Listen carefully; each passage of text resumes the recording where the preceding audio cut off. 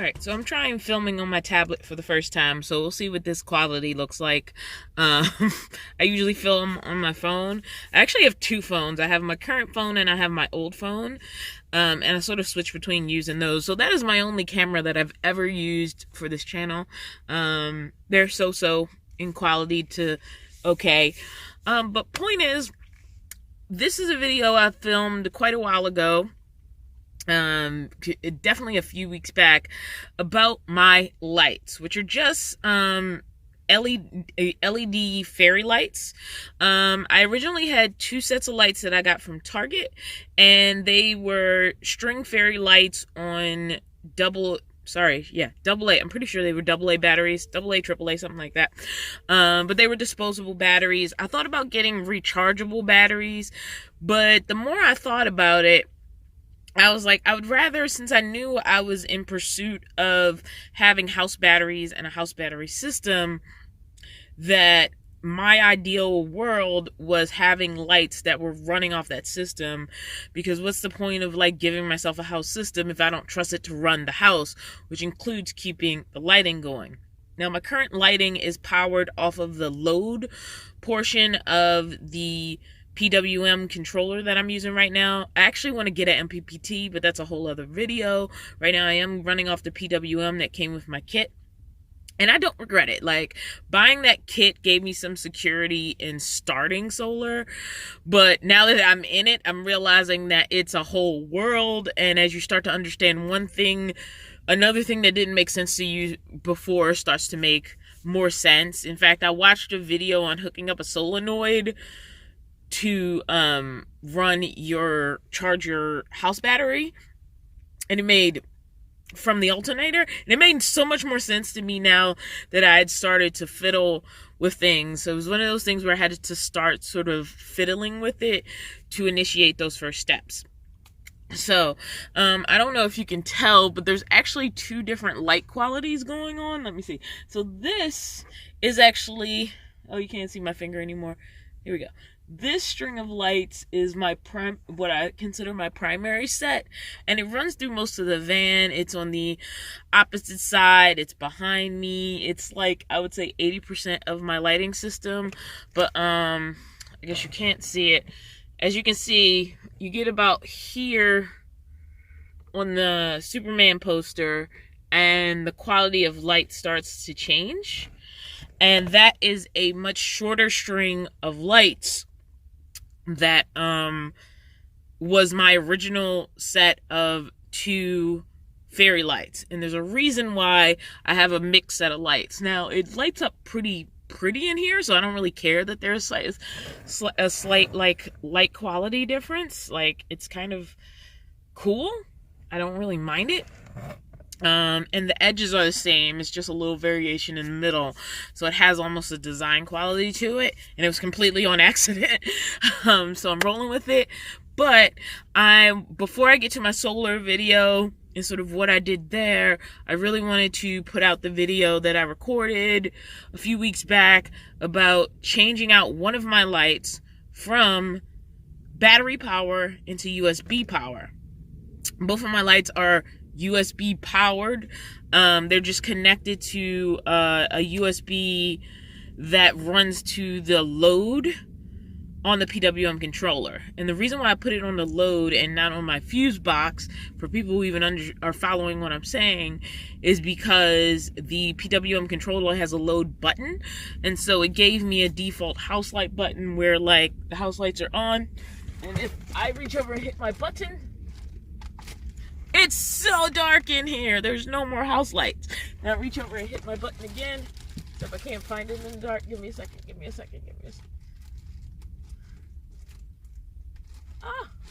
I'll find it, I swear. Wrong button.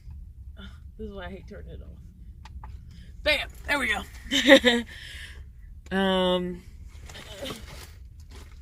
Alright. So that's why I like having it on the load button on the controller instead of having it on the fuse box, because then I would have to depend solely on the remotes. And as long as the second set of fairy lights are powered, just hitting the button turns them on and off, and I can just use this for like fun colors. You know what I'm saying? I can make it do multicolored as well, but a lot of times, honestly, I just use the white light. So if I have it set, when I turn it off, I can turn it back on. After the video, I'd like to talk about quality and the value of the experiment. Alright guys, I am at work, and so while I'm here washing clothes, basically nobody's here, I'm just here washing clothes, I'm going to do a little experiment. So this is the idea. These are, you've seen these flashing in the back of my van. These are these little LED lights that I put in the van after I, did my little build and build video. And these are run off of AA batteries. So this is basically your AA battery port. And what I'm going to do is I'm going to take this and turn it into a USB port device. I'm actually going to take this cable and make this operational by USB. It's going to require a soldering iron, some solder, and basically negative and positive. So I've already stripped this cable, or started to strip it. Once you strip the outer core away, you have 4 cables basically. You have a white, a green, which are data involved, and then you have a red and a black, which should be the negative and positive. I don't have a voltmeter to test, but everything I've looked up on these USB cables, these 2 are about data, and since I'm not using this for a cell phone anymore, it won't matter. This is one of my older cables. And then the red and the black are the positive and negative. This is also positive and negative, if you didn't know. That's why batteries run the way they do. So much like solar systems, there's a positive side here, and that cable runs all the way down here where the positive end of the battery connects. Positive to negative, goes across the board, negative to positive, goes across this little board on the bottom, and then negative back to positive. Sorry, positive back to negative again. It basically goes in a loop and closes the loop on this side. So in theory, if you hook up these cables to your positive and negatives, then the USB power should power this. And these are irrelevant, like I said, because they're for the data application part. So really all I need is these 2, which is why I've cut these 2 down really low and have these 2 really high. I actually need to strip these cables a little bit more, but I'll get to that while I'm doing this, and we'll see if I'm successful. I could fail. I don't know if this is going to work. I did watch a video on it, so we'll see. So for this project, I obviously have the lights. I have a brush and some flux. I have some solder, lead-free. I have various tweezers, because I don't know if I'm going to need tweezers. I have a multi-tool, and that's mostly for the screwdriver because I need to take these screws out, and also, comes in handy. This isn't the perfect set of tools for this. I have a soldering iron that's heating up right now.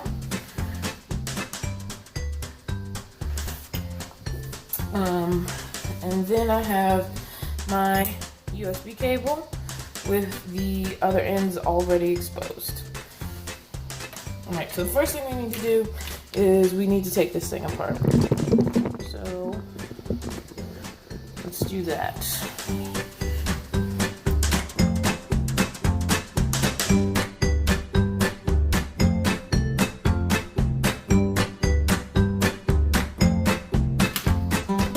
Alright, so the screws are out. They're right here and easy to see on this white surface, thankfully. Because working on dark surfaces is easy to lose this stuff. So now I don't need this at all, because that was just for the circuit. I don't need this at all. Again, this was just to help the batteries complete the circuit. There's my positive cable. The first time I pulled this out, because I kind of experimented with pulling this out before. And I'm going to change, I have 2 of these, so I'm going to change the other one to USB if this one works. If it doesn't, I haven't lost any money. These were like super cheap. They have a remote to them, which is great. So I'm basically going to cut and strip this cable, which you can't see because my hand was in the way. But I'm going to cut and strip this cable.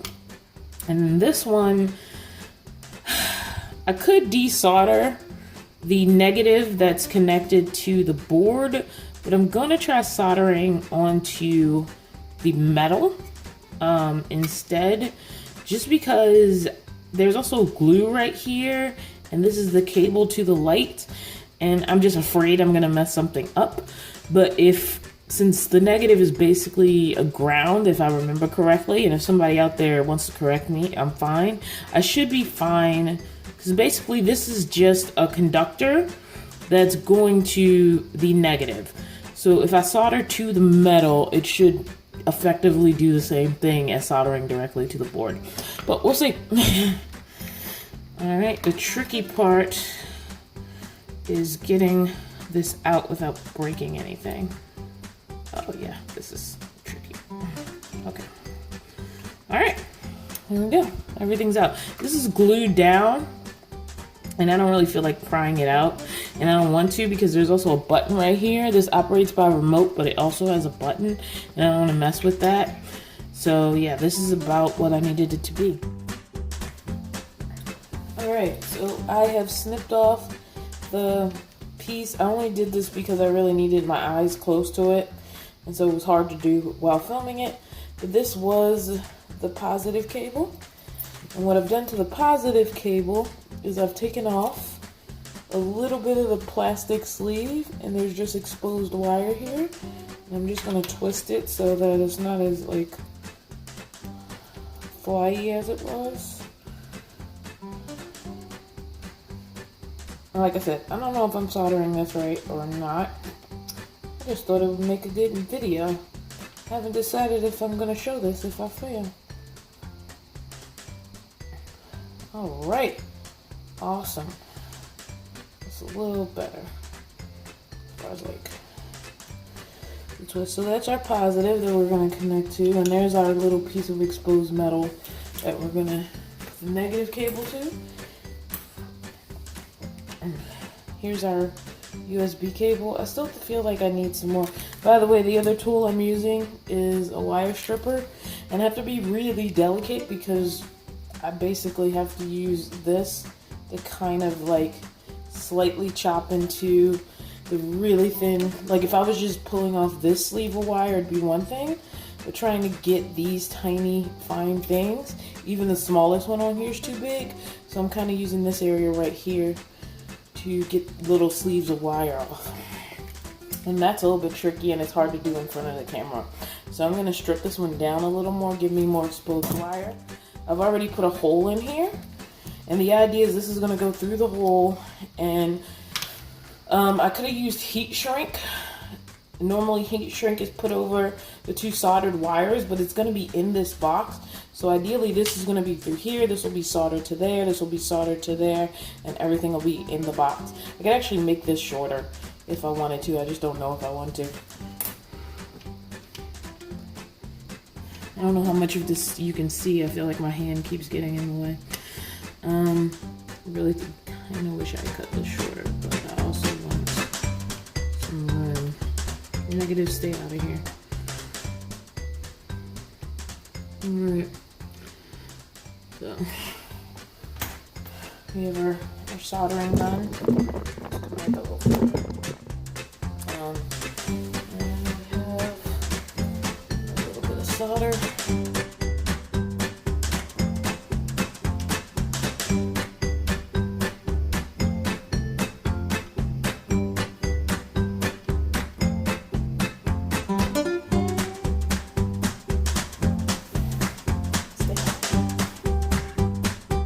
An example of how not to solder. See how bubbly and ugly all this is? Shouldn't have looked like that. Should have looked like a smooth, like single strand. But anyway, this is connected. It's actually, sorry, that's going out of focus. It's actually pretty hardcore connected, and the negative is connected to there. So in theory, despite the ugly job, it should be in a place where it works. I'm gonna want to put something here so that this doesn't get pulled on too much, because I feel like this could, with enough force, come off of here, but it's pretty secure to the negative. I did melt a lot of freaking plastic trying to pull this off. So let's close this ugly box up. And like I said, if I get this set in here a little stronger, it won't be too bad. But now we have a USB cable coming out, and in theory should work. So why would I show off an imperfect project where I was honestly stumbling through it? There's sometimes I stopped taping because I was like, I need to really concentrate on what I'm doing. But I'm sharing an imperfect project for the same reason that I share my imperfect van. People see the glamour vans, as I like to call them, and I like to look at glamour vans too, I'm not gonna lie, and it makes van life seem unreachable. I know for me, sometimes I watch a Will Pro's video, and I figured out a lot watching Will Pro's videos, but like his entire, he is on such another level sometimes, that it can be hard to absorb. And there's times I've watched his videos at least 4 or 5 times to sort of get a grasp of a concept. And sometimes it's that he's explaining too much. It's like, I just want to understand how A connects to B, and now you're getting into so much information in an attempt to simplify that it's actually making it more complicated. But that being said, and he's not the only one, Hobotech sometimes also says stuff where I'm like,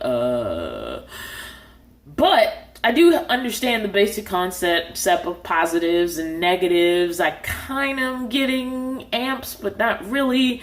I kind of understand how to calculate wattage. There's a lot of things I'm starting to understand.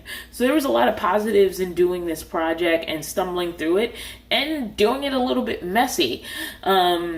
So I'm really happy about it. And, my end product actually works because I was looking at LED lights in Home Depot and considering buying them instead of these because, honestly, I'm getting sick of buying AA batteries. At first, I didn't mind, but I'm getting to the point where I'm sick of buying them. I don't care how cheap they are.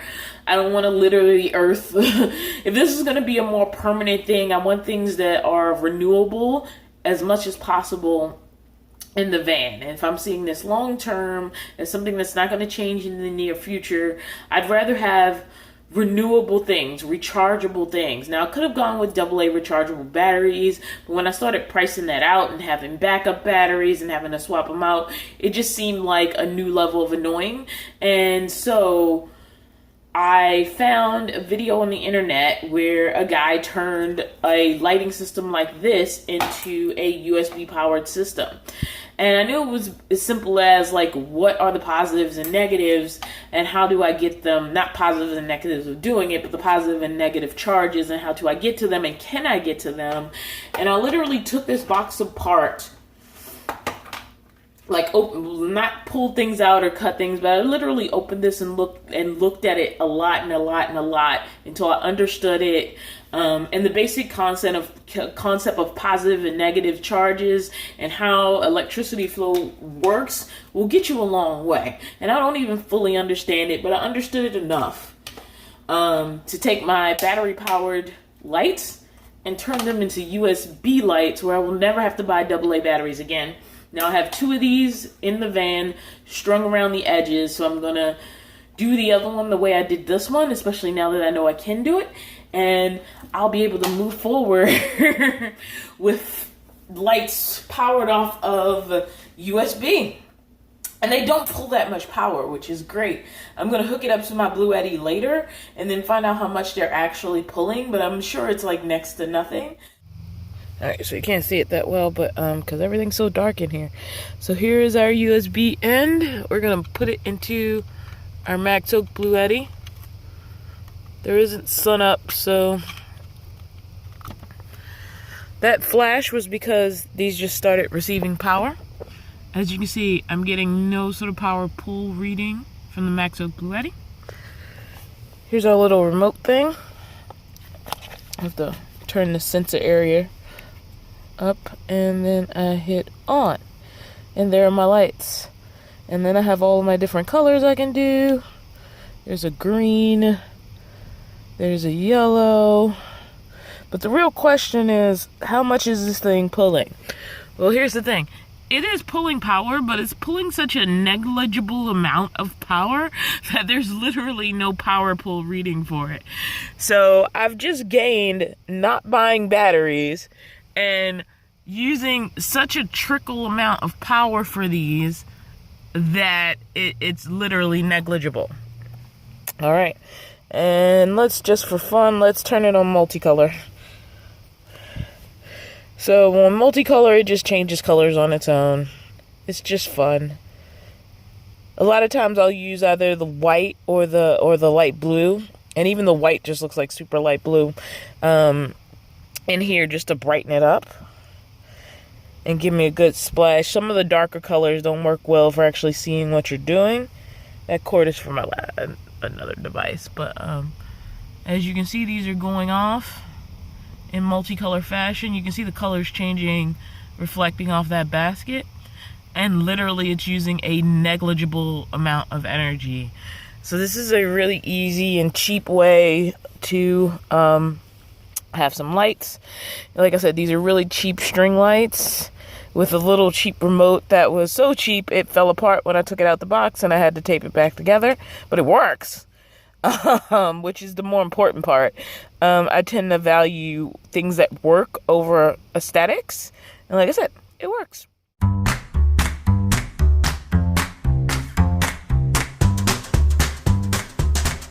This is the new lights. This is the old lights. These are the lights I converted. There's a quality thing going on. This remote I had to tape up the second I got it out the box because it was falling apart. It still works. I can still get the cell battery out to replace it. As I say it, I can't get the tray open. But, yeah, the battery compartment is still accessible. But I had to tape the actual remote up because it was literally disintegrating out of the box.